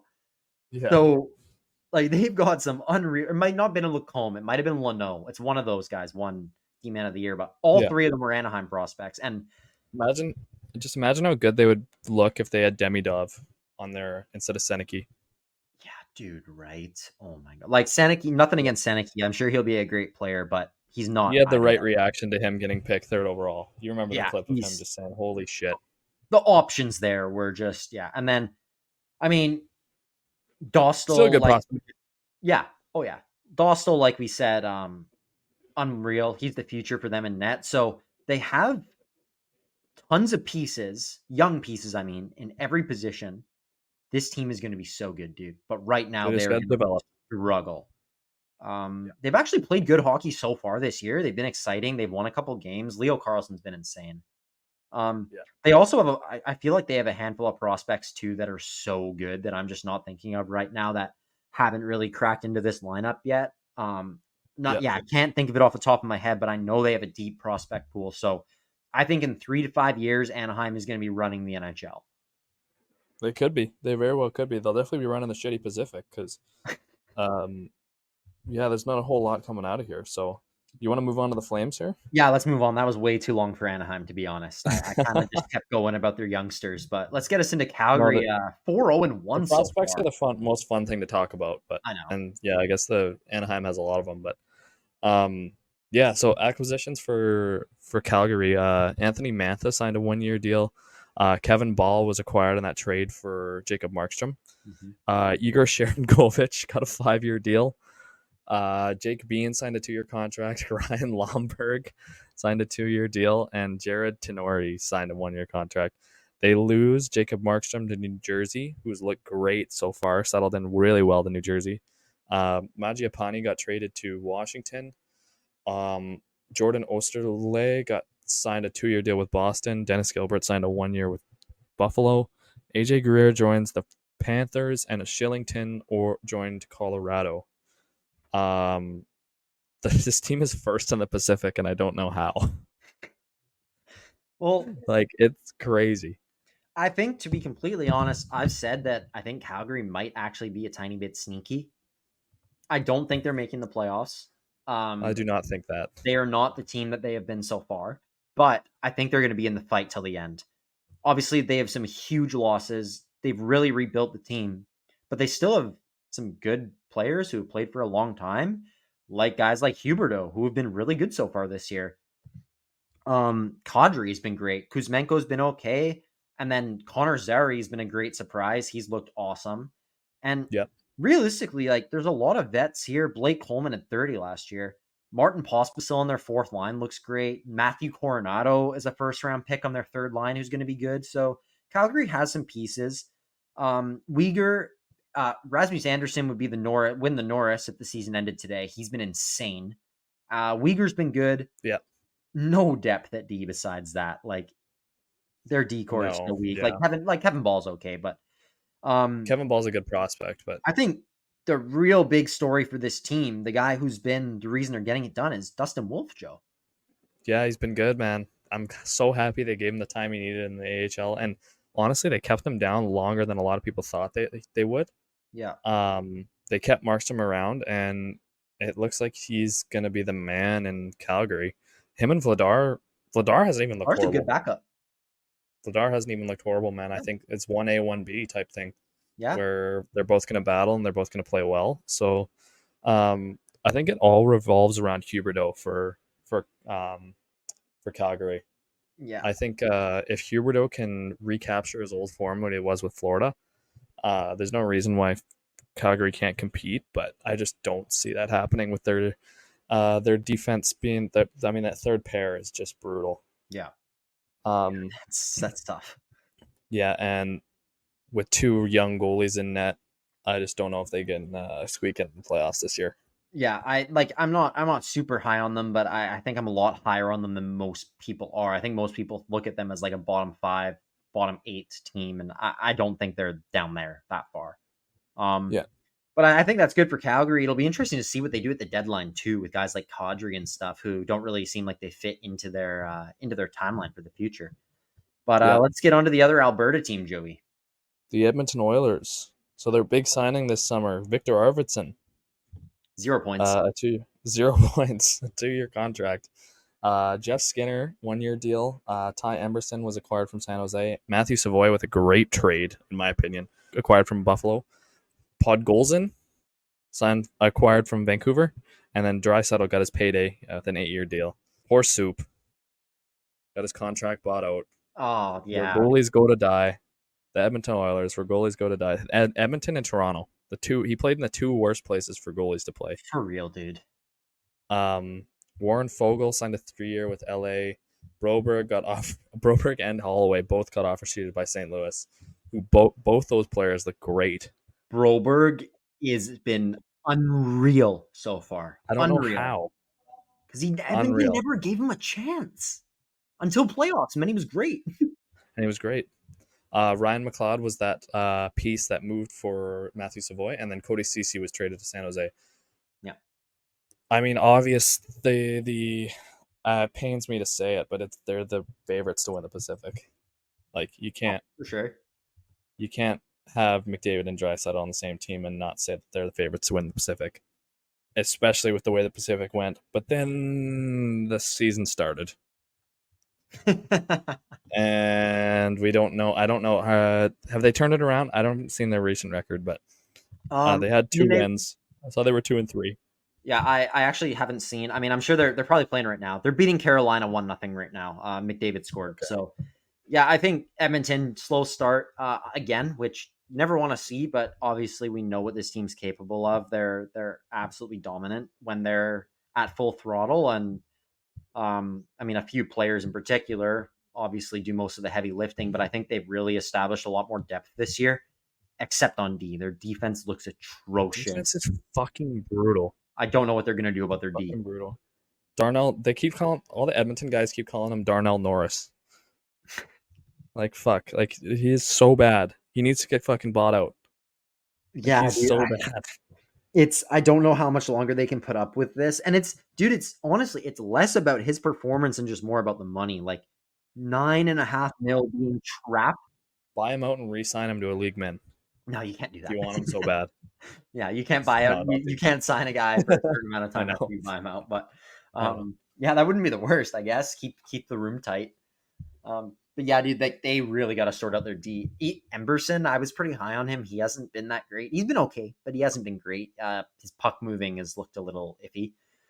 And then, yeah, just we know what we're talking about with Edmonton. Zach Hyman, I think, also still doesn't have a point. That's brutal. So they have Going with McDavid? Yeah, McDavid hasn't done much. They got Yeah, that's a true. lot of their top dogs haven't done much yet, and then a lot of their complementary pieces like Arvidsson, he's done nothing so far. And then you got a guy like Hyman with 0. It's like, what's going on? He had almost 60 goals last year. So they gotta iron out some wrinkles and whatnot in Edmonton. But I'm sure when it's all said and done, Fucking Stuart Skinner needs to figure it out in net too. I'll tell you that for free. Sports therapist. There we go. Psychologist, whatever. One of those. Yeah, if he sorts it out, man, they'll be good. Yeah, I think so too. But yeah, we know the drill for Edmonton. So you want to move us on, Joe? Yeah, let's go to LA. Holy fuck, are these guys bad too, eh? Darcy Kemper has looked brutal since they acquired him from Washington. Didn't he make that one like save of the year candidate, and then he's just like the first game, and then he's been like terrible. Do you see him lose like 7-6 the other day? Yeah, it was I think it was 8-7. Why is this guy still in the net? 8-7. Yeah, 8-7. Yeah, whatever. Yeah. Tanner Jeannot acquired from Tampa Bay. Joel Edmondson signed a 4-year. Kyle Burrows acquired from San Jose. Byfield got a 5-year, and Warren Fogle signed a 3-year, who's actually a good player, I think. Dubois obviously got traded for Darcy Kemper. Grundstrom got traded to San Jose. Arvidsson signed his 2-year with Edmonton. Matt Roy signed with Washington. Cam Talbot goes to Detroit, and Lizotte signed with Pittsburgh. These guys are old where it matters and not good. Owen. I don't know how people like still thought LA was going to make the playoffs this year. Like you look at what they lost. Aging Kopitar is your first line center. Yeah. Aging Drew Doughty is your first D-man number 1. Like it's just so. One thing we got to say quick: Doughty's been out for the whole year so far. He hasn't played yet, so obviously that is like as big of a loss as it gets for a team like that, especially with his experience and how long he's been there. But dude, like you look at their losses. I mean, Luc Dubois, good riddance. Matt Waugh is a horrible loss. He is really, really good for them for a long time, and they're really missing him on the back end. Arvidsson, like that's another big loss. Blake Lizotte, one of the more underrated depth players in the league. That's a big loss as well. Grundstrom, whatever. Talbot was good last year, and well, he was okay last year. He was a little inconsistent. When you bring in Kemper, who hasn't looked great, Tanner Jeannot, who doesn't look very good, overpaid, Joel Edmondson, who's not good at all. I don't know what they're doing, giving him 4 years. I don't know. I hear guys be like, "Oh, Edmondson, big, strong defensive defenseman." I've never seen that once watching him play. There was the 1 year in Montreal. He was pretty good, but he is not like that guy. And Kyle Burrows, former Aldergrove Kodiak PJHL player, shout out. So, depth guy, but he ends up in LA. And then Byfield contract was great number for him, I think. And then Warren Fogle, like I guess he replaces Lizotte, but I think Lizotte's Warren Fogle's on your second line right winger. Like, yeah, that is not. I will say Laferriere, not Lafreniere, Laferriere has been one of LA's best players so far. I think he was a rookie last year. He's got like 4 or 5 goals already. He's been kind of leading the way. And Kopitar's been great too. Kopitar's been great so far, but not a horrible top 6, especially when you like consider like if you swap Fogle and Laferriere, that top 6 isn't bad, but it's not a playoff top 6 in my opinion. And Mikey Anderson's a good D-man, but Gavrikov and Edmondson are both so overrated and overpaid. Kemper's not good in net. Big Save Dave's an okay backup. And then you got, now with Doughty out, you got Jordan Spence on the right side. He's like 22. You got Brant Clark. He's 21. And I guess Kyle Burrows is probably that third pair now. So that's not a super strong right side. I mean, Spence is solid, and obviously Brant Clark is going to be very good. But as of right now, this team does not have what it takes to get it done, in my opinion. I have not thought once going into the season they would be a playoff team, and I don't know why people really thought they would. Good center depth. Really good center depth. Philip Deneau, super underrated. That's just the last thing I'll throw in. I agree with you, man. Let's move on to San Jose here.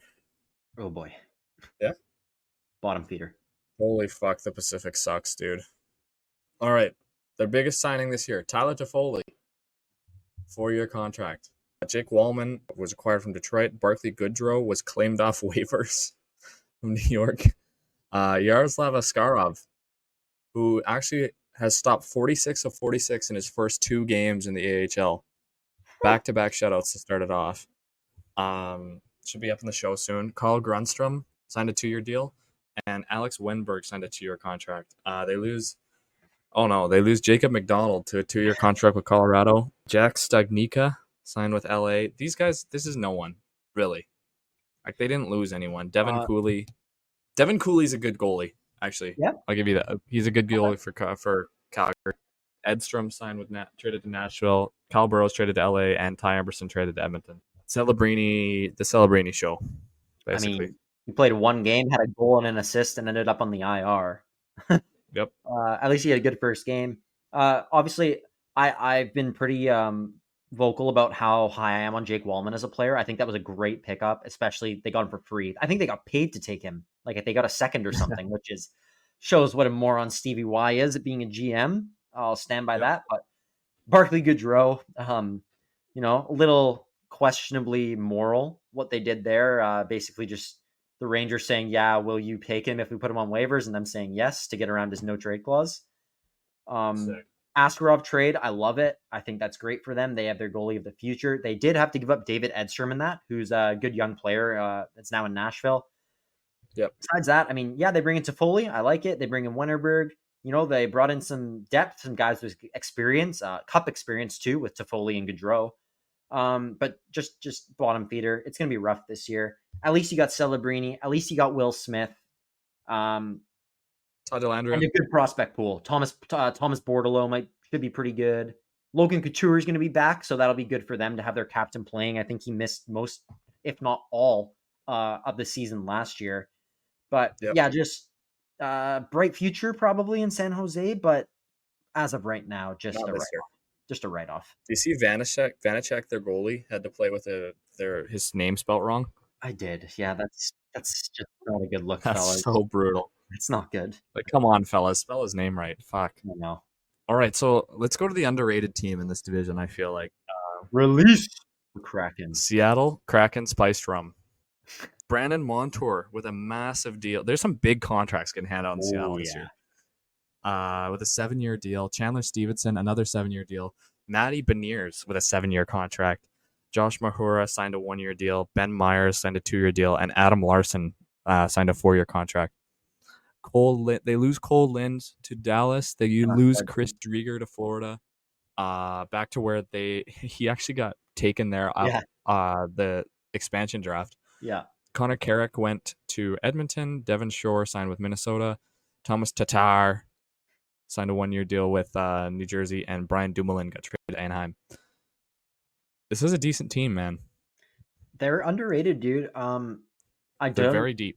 I don't love the Montour and Stevenson signings, although I do understand that they're trying to get to a place where they're more competitive.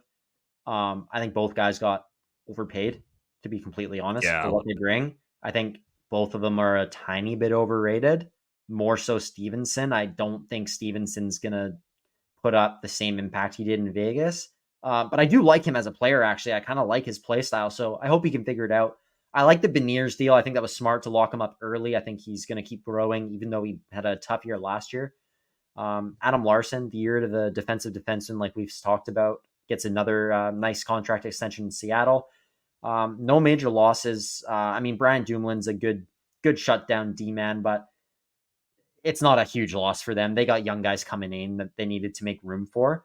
Obviously, I am a huge Brian Dumoulin fan. He was instrumental in Pittsburgh winning 2 cups, so I'm really high on him as a player. But as for Seattle, dude, like, sneaky team, I can totally see them making the playoffs. And some good young and really underrated guys. Riker Evans, who was the Regina Pats' best defenseman when Connor Bedard was there, has looked really good so far. I think he's got a couple points, maybe a couple goals on D. Yep. And then you got Jagger Furcus in the pipeline. Shane Wright. Circus.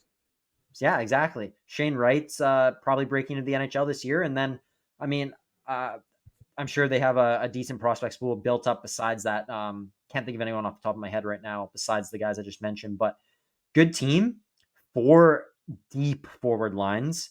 not really a Yeah. first line, but like they kind of got the 3 second lines, 1 third line type of thing going on right now, like they did the year they made the Yeah. playoffs. And although I don't feel like this is a team that should, I think they've established such an identity where they might be able to get it done. I think they maybe get done too. I'm not. And Joey Daccord has been awesome in net too. Yeah. So totally deserving of that contract so far. So we'll see. Incredible story on that guy too. His grind to the NHL. He went on Chicklets last year, Yeah. and his story's incredible. So Didn't he like highly play? recommend. Where did he play? ASU. Yeah, he was at Arizona State, and then he grinded his way to the show. Basically, Yeah. it worked its way all the way from the bottom. Yeah, absolutely grinded. I'm pretty sure he was one of ASU's like first ever commits when they started their D1 program. I could be When mistaken. they started their but I'm D1 program, yeah. pretty sure he was one of their first ever commits. You got anything else to touch on for Seattle? No, I want to move on to Vancouver, my favorite team. Let's do it. Let's get into Vancouver. This is probably 50% of our listeners' favorite team too. So this is the big one. So we signed acquisitions and signings. We signed Philip Hronek, the Ghost, to an 8-year contract. Jake DeBrusk signed a 7-year deal. That's a big signing. Dakota Joshua signed a 4-year deal. That's another big signing. Vinny Desharnais signed a 2-year deal. Heinen gets a 2-year deal. And Daniel Sprong has looked like the steal at a league min. Or was it league min or was it $950? I don't remember. $950. On a 1-year contract. He's going to, if we want to keep him around, we're going to have to pay him. And then, so we lose Ilya Mikheyev to Chicago. We lose Elias Lindholm and Zadorov, both to Boston, who I'm not horribly terrified of losing them considering how much they got paid. No, not at all. Casey DeSmith would have probably been a good guy to keep around this year just on the base of but you couldn't have predicted Seelovs to be not as good this year. And they got Lankinen anyways. Which was a clutch signing. Ian Cole, thank God. I slander this guy a lot because he scored more goals on us in the Edmonton series than he had points in the regular season. And then Vasily Podkolzin got traded to Edmonton for a pick, I think, or something. I'm not sure. Yep. This isn't this isn't the full roster. I feel like this lineup that we have going. Yeah. Pettersson needs to figure his shit out. Holy fuck, dude. Like he looked better the other day. I was watching him play. I forget who they were playing. He's got a point against tonight too. Okay, so he looked like he's skating better. He looked like he's like it almost looked like he was unhealthy for so long.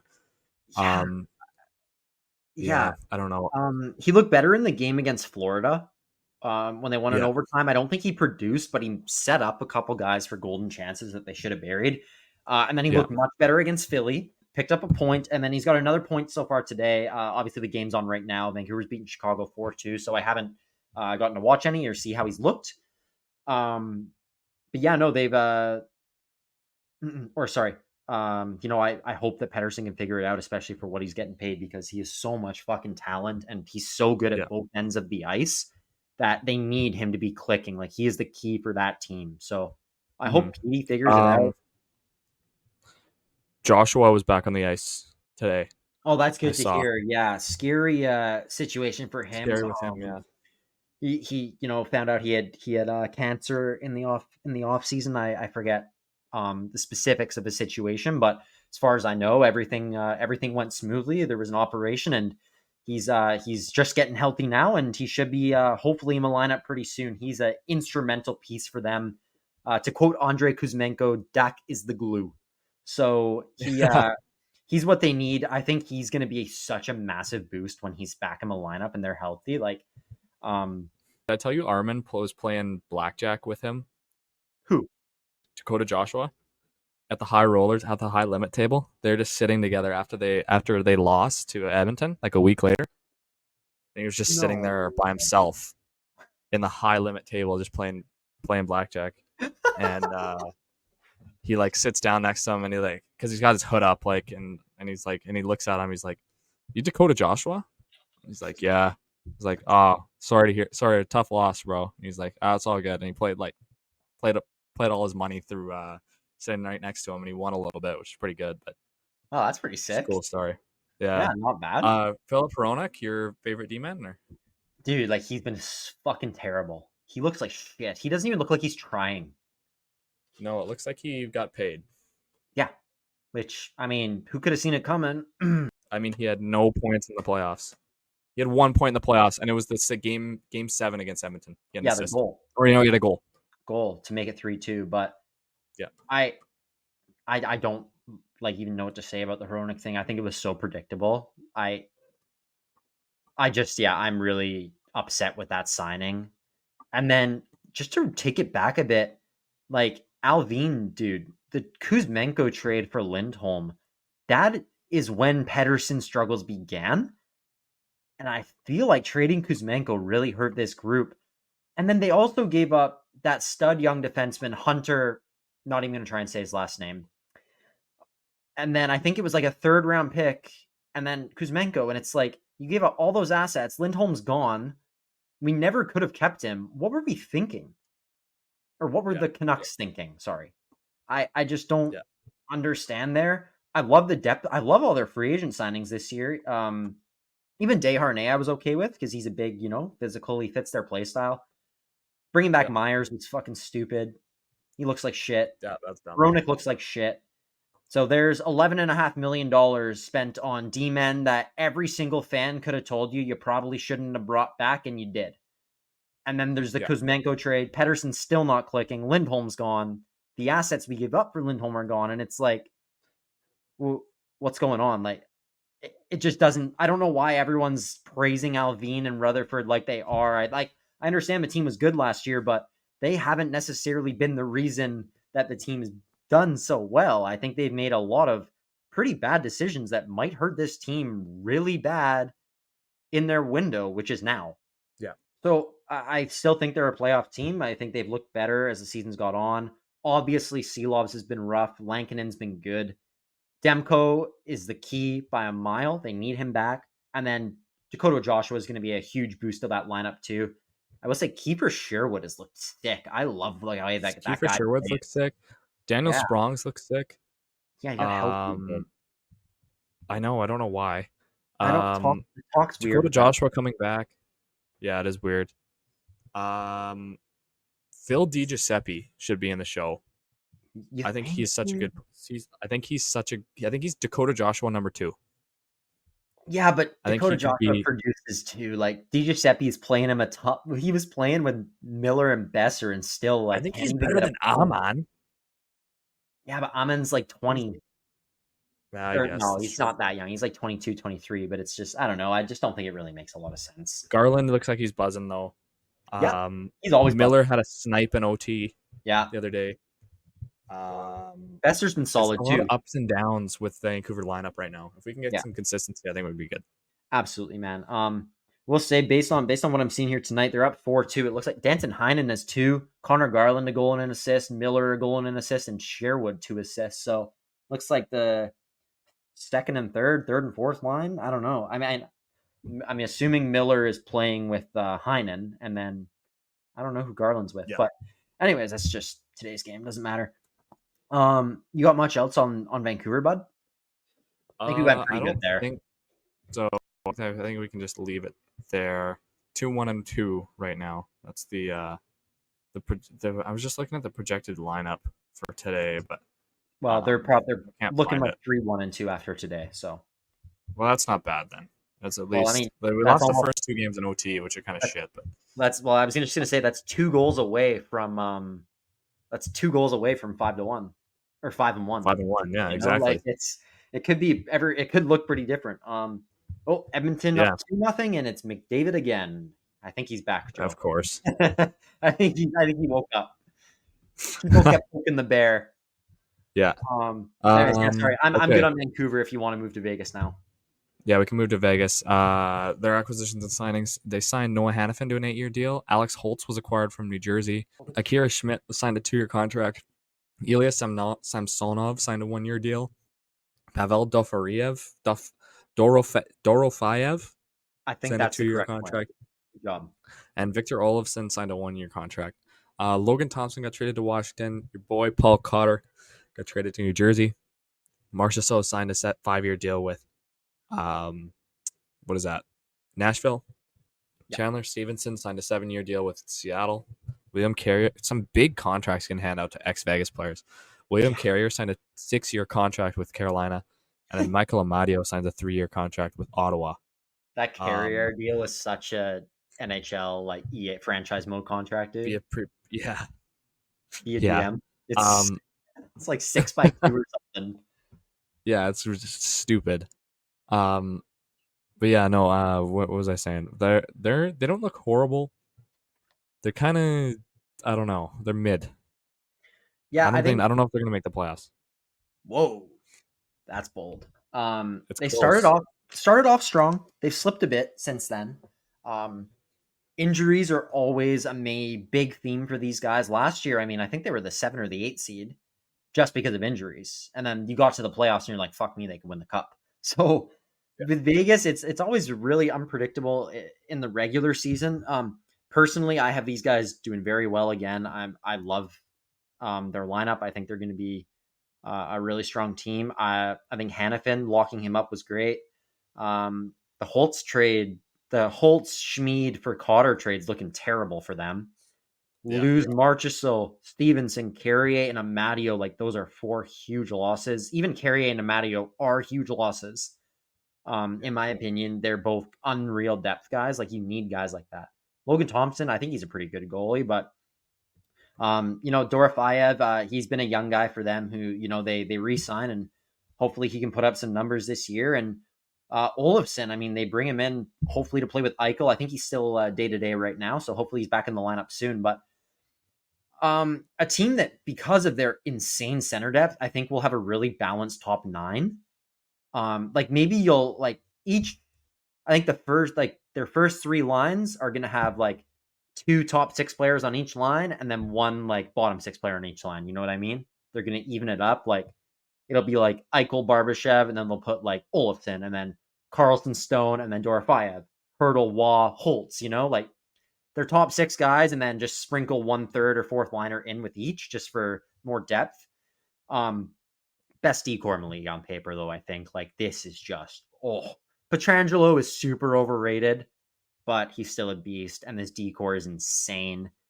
Aiden Hill, not really sure how he's done so far, but I mean, the guy's got a cup and could have won the Conn Smythe. Like I said, I'm high on Vegas. They got some guys they can plug into: Brendan Brisson, Grigory Denisenko, some younger players, Caden Korzak. Sorry, I said his brother's name, Caden Korzak. I think he used to play in Kelowna in the Dub. So I'm still high on Vegas, dude. I think they're going to be insane again this year. But you think? I think so. Yeah.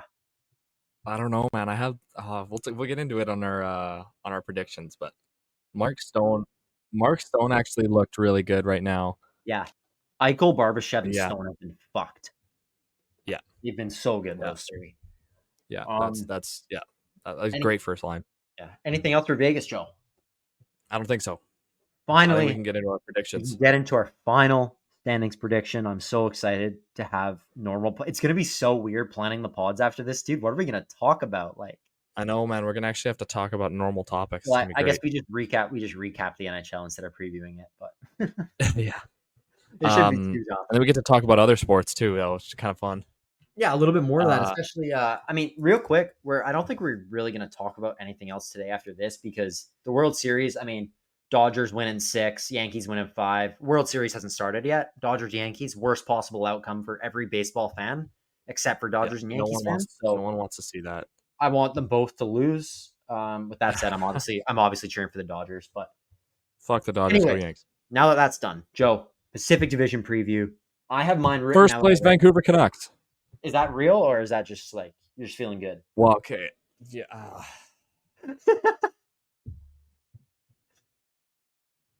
I don't hate it. First place, Vancouver Canucks, just because I know I'm gonna get clowned on probably for that. No, you won't. Edmonton second, and then Seattle third, Vegas 4, and then the bottom are just the bottom. Well, can I just confirm? So remember, you took 2 wild cards. I know. So I think Vegas misses the playoffs. Wow. So Seattle 3, Vegas 4, 4. and missing. That's insane. Okay. What's your 5, 6, 7 order? Calgary, and Or I 5, think 6, 7, 8? Calgary. I think Calgary can come 5th to 4th. I think 5th or 4th. I think Calgary can even finish above Vegas. I don't like Vegas. Fair enough. I think it's karma for how they treated Fleury is just going to come back, and I don't know. But yeah, then we got, for me, yeah, Calgary in 5th. Oh, all these teams are just shit now. Yep. The California trio. LA 6, San Jose 7, Anaheim 8. No. Okay. Anaheim 6, LA 7, San Jose 8. There we go. I think that was smart, Joey. Because yeah, that's what I was planning for mine there. Okay, yeah. So yeah, I little bit different from you. So I got Edmonton coming in first, which I made when they were, I think, still hadn't won yet. I was a little worried, but and then I got Vegas coming in second. I have Vancouver coming in third. I have Seattle coming in fourth and missing the playoffs. I have Calgary coming in fifth. Like, them and Seattle interchangeable, both going to be super tight. And then I have Anaheim. I have Anaheim sixth, LA seventh, and San Jose eighth. So pretty straightforward there, man. That was a lot easier than the one last week with 2 wild cards. Oh yeah, dude, yeah. Because what, do you agree with the wild card thing? Both Central. I think it is just as likely that's, I mean, for you, I guess Vegas, or for me, Seattle gets it. Between Winnipeg, I mean, Nashville right now, they look like shit. But yeah, so between Nashville, Winnipeg, Utah, I think, Seattle, Vegas, and Calgary are going to be in that fight too. But I think it's more likely that it ends up being two wild cards from the Central Division. And I don't think Vegas is going to be in that fight, but you do. So that's why I mentioned them. Okay, fair enough.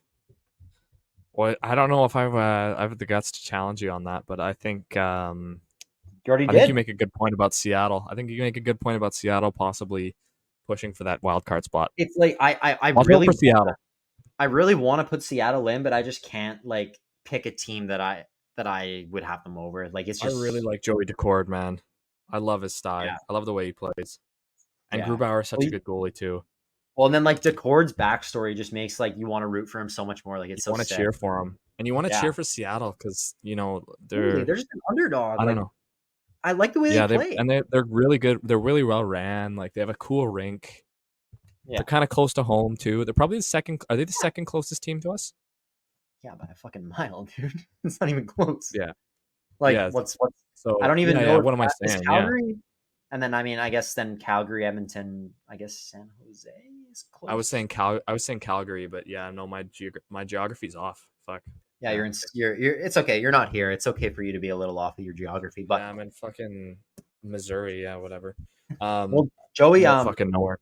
It's a pretty good episode so far. I mean, we covered everything we were kind of wanting to talk about here, along with a great interview. You have anything else you want to talk about before we end off here? I don't think so, but I think we've been going for long enough. I don't either, dude. Yeah, so today was a long one. Obviously, we kind of just jungle recap, interview, NHL preview. It's been that way a little bit, but expect the episodes to be pretty different from here on out. Same with the interviews. Like, we're still going to be having all those. Nothing's changing there. Probably just we're going to be talking about more clips. I want to talk about more clips and stuff from the PJ. Yeah, that's true. Like, watch some and kind of discuss and whatnot. Yeah, like, we got to post them throughout the week and then talk about them on the pod.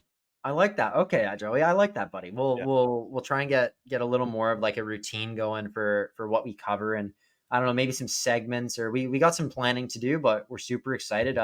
15 episodes, Joe. That's kind of crazy already. Hey. Yeah, man. I know. I think some big stuff coming up. Some collabs coming up too, and we'll talk more about that as it comes. But well, one official collab is definitely, like, it's already happened. We just can't talk about. Well, we're just not going to talk about it yet. But that talking about it yet, but stay tuned. Whatever that is, it'll be early November when it's released, and then a couple other collabs, and talks with companies and people in the work. So that, dude, I'm not gonna lie, that clip of the Mission Chilliwack fight made everything just absolutely pop off, like in every way. So thank you guys again for all your support on the social medias, and obviously for listening to the podcast. We really appreciate it. By far the number one way for us to grow is by people sharing our stuff. And like I think our Instagram followers, like, it was the most we've ever had in a day by a mile. But I think we went from like 300. We gained like 200. I think we gained like 200 in like Almost. a span of like 4 days. Yeah, we went from like, I think 310, 320, and I think we're at like 460, 480 now. So, yeah, I mean, we're still small numbers in general, but it's a big jump from just those clips. Yeah. So, please, continue to support, share the pod with anyone you think might be interested, share our posts, when there's new episodes or guys, being talked about and whatnot. We love seeing all that stuff get shared around. And, we just really appreciate everything. So please make sure to keep listening. Please download, rate our podcast on the streaming platforms. Subscribe to the YouTube, watch the YouTube, and then like, follow, share, and comment on all of our social medias. That's it for me, Joey. I'll let you have the last word on this one. Go Canucks. Thanks, guys, for listening as well and stuff. And go Canucks.